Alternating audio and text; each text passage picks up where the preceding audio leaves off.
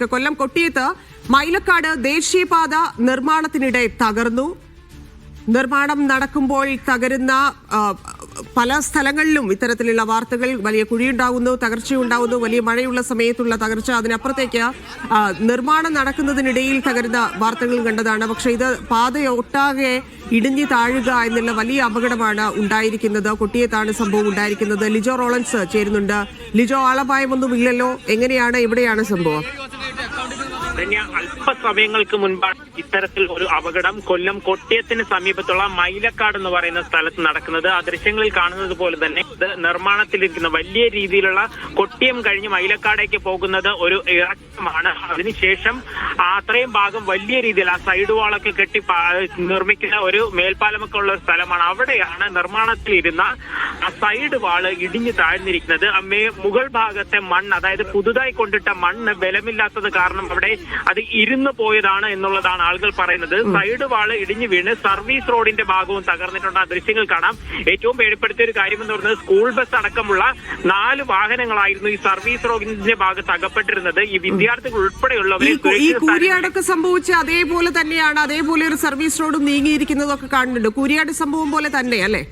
അതിന് സമാനമായ രീതിയിൽ എന്ന് വേണം അനുമാനിക്കാനായി. കാരണം ഇതൊരു പ്രധാന പാതയാണ്. ഈ വൈകുന്നേര സമയമായതുകൊണ്ട് തന്നെ വലിയ രീതിയിലുള്ള ഒരു ഗതാഗത കുരുക്കാണ് ഇപ്പോൾ ഉണ്ടായിരിക്കുന്നത്.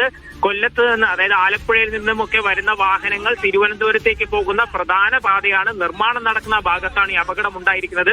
അപകടത്തിന്റെ കാരണം എന്ന് പറയുന്നത്, ഇത്തരത്തിൽ ഇതിനൊരു കാരണം എന്ന് പറയുന്നത് മുകൾ ഭാഗത്തെ ചില ദൃശ്യങ്ങൾ അത് വ്യക്തമാണ്. മണ്ണ് പുതുതായി കൊണ്ടു തട്ടിയ മണ്ണ് ഇരുന്ന ഭാഗം ബലമില്ലാത്തതിനാൽ അത് ഇരുന്നു പോവുകയും തുടർന്ന് അതിന്റെ ആ ഒരു ഈ ദൃശ്യങ്ങൾ കാണുമ്പോൾ ഒരു ആശങ്ക, അത് സ്കൂൾ വണ്ടിയാണോ എന്നറിയില്ല. വണ്ടികൾ പാസ് ചെയ്യുന്ന സമയത്താണ്, സർവീസ് റോഡിൽ വണ്ടി ഉണ്ടായിരുന്നപ്പോഴാണ് ഇത് സംഭവിച്ചതെന്ന് മനസ്സിലാക്കുന്നു. പ്രത്യേകിച്ച് ഓഫീസ് ടൈം, സ്കൂൾ ടൈം ഒക്കെ കഴിയുന്ന ഒരു സമയം കൂടിയാണ്. ആർക്കും ഒന്നും പരിക്കൊന്നുമില്ലല്ലോ അല്ലെ? ധന്യ സൂചിപ്പിച്ചതുപോലെ തന്നെ ആ ഒരു 3:30-4 മണി സമയത്താണ് ഈ അപകടം നടക്കുന്നത്.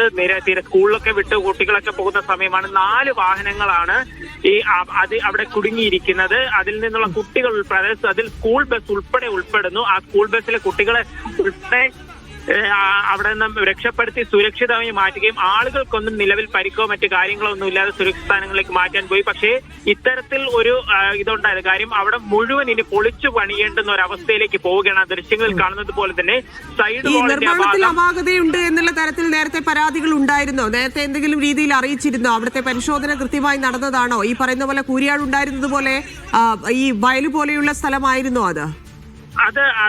അവിടുത്തെ ഒരു പ്രത്യേകത എന്ന് പറഞ്ഞാൽ, ആ ഒരു സ്ഥലത്തിന്റെ എന്ന് പറഞ്ഞു കഴിഞ്ഞാൽ കൊട്ടിയം എന്ന് പറഞ്ഞ കുറച്ച് ഉയർന്നിരിക്കുന്ന ഒരു പ്രദേശമാണ്. അവിടെ നിന്നും തുടർന്ന് അങ്ങോട്ടേക്ക് ആ ചാത്തന്നൂർ ഭാഗത്തേക്കൊക്കെ പോകുന്ന ഭാഗമാണ്. അവിടെ കുറച്ച് അതിന്റെ ഇരുവശങ്ങളിലും കുറച്ച് വയലുകൾ പോലെയുള്ള ചെറിയ തോടുകളൊക്കെ ഉള്ള ഒരു സ്ഥലം തന്നെയാണ്. അത് ആ റോഡിന് അടിയിൽ കൂടെ അത് ക്രോസ് ചെയ്ത് പോവുകയും ചെയ്യുന്നത്. അപ്പോൾ അത്തരത്തിലുള്ള ഒരു സ്ഥലത്ത് കൃത്യമായി എന്താണ് അതിനൊരു കാരണമെന്ന് പരിശോധന നടത്തേണ്ടിയിരിക്കുന്നുണ്ട്. പക്ഷേ ഇപ്പോൾ ഉണ്ടായിരിക്കുന്ന ഒരു അപകടത്തിന്റെ കാരണം സ്വാഭാവികമായിട്ടും ഒരു അപാകത സംഭവിച്ചിട്ടുണ്ട്. അല്ലെങ്കിൽ കൃത്യമായി ബലപ്പെടുത്താതെ, അല്ലെങ്കിൽ ആ സൈഡ് വാളുകളൊക്കെ എത്രത്തോളം, ആ കൊട്ടിയം ഭാഗത്ത് നമ്മൾ തന്നെ മുൻപ് ഇത്തരത്തിലൊരു സൈഡ് വാള് വീണുകൊണ്ട് ഒരു സ്ത്രീക്കുൾപ്പെടെ പരിക്കേൽക്കുകയും ചെയ്തിട്ടുണ്ടായിരുന്നു. ആ സമയത്തൊക്കെ ആളുകൾ പറഞ്ഞ ഒരു പരാതി എന്ന് പറയുന്നത്, ഇത്രത്തോളം ഉയരത്തിൽ ഇതുപോലെ സൈഡ് വാൾ കെട്ടുന്നത് എത്ര നാൾ നീണ്ടു നിൽക്കും, അത് ബലത്ത് നിൽക്കുമോ എന്നുള്ള ഒരു സംശയം ആളുകളൊക്കെ ഉന്നയിച്ചിരുന്നു. അന്ന് ചില കടയിലെ ആളുകളും മറ്റുമൊക്കെ ഉന്നയിച്ച സംശയം ബലപ്പെടുത്തുന്ന രീതിയിലാണ് ഇപ്പോൾ ഉണ്ടായിരിക്കുന്ന ഈ ഒരു അപകടം. യെസ്, അതാണ് ഇപ്പൊ കഴിഞ്ഞ ദിവസം നമുക്കറിയാം, കോടതി വരെ ഈ ദേശീയപാതയുമായി ബന്ധപ്പെട്ടുള്ള കാര്യങ്ങളിൽ ചോദ്യം ചോദിച്ചിരിക്കുന്ന സാഹചര്യത്തിലാണ് ഇത്തരത്തിൽ വീണ്ടും അപകടം ഉണ്ടായിക്കൊണ്ടിരിക്കുന്നത്. ഇനി ഇതിൽ ഇപ്പൊ ആരാണ് മറുപടി പറയുക?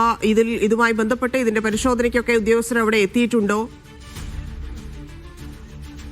ർക്കൊക്കെ ഇപ്പോൾ എത്തുന്നതിന്റെ ഒരു പ്രധാന പ്രശ്നം എന്ന് പറയുന്നത് ആ വലിയ രീതിയിലുള്ള ഒരു ഗതാഗത കുരുക്ക് ആ ഭാഗത്ത് ഉണ്ടായിട്ടുണ്ട്. കാരണം നേരത്തെ ഞാൻ പറഞ്ഞതുപോലെ തന്നെ അത് ദേശീയപാതയാണ്. നിർമ്മാണത്തിലിരിക്കുന്നെങ്കിൽ പോലും എറണാകുളത്ത് നിന്നും ആലപ്പുഴയിൽ നിന്നുമൊക്കെ അതുവഴി വരുന്ന ദേശീയപാത വഴി വരുന്ന